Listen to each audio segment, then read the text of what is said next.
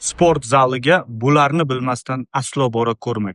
Oxirigacha ko'ring, oxirida eng muhimi. Ko'pchiligimiz sport zallariga sog'ligimizni yaxshilash uchun, mushaklarimizni kuchaytirish uchun boramiz, a?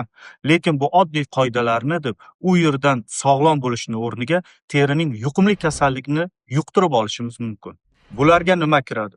Birinchi o'rinda terining zamburug'li kasalliklari, oyoq zamburug'li kasalliklar, oddiy so'gallar, kontagiozniy mollyusk, terining follikulit kasalliklari va boshqalardir. Qoidalarga keladigan bo'lsak, bu juda oson.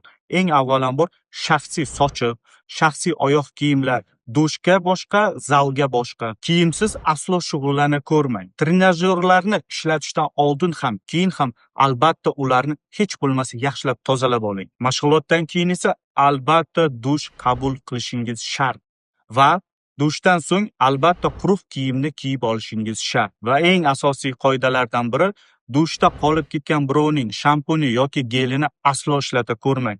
Uni ichida nima borligini siz bilmaysiz. Agar yuqoridagi qoidalarga siz to'liq rioya qilsangiz, siz sport zalda ancha ko'p shug'ullanishga erishishingiz mumkin va natija ham shunga yarasha bo'ladi. Sport zaliga qatnashmoqchi va qatnashadigan do'stlaringizga buni yuborib qo'ying. Zora manfaatli bo'lsa.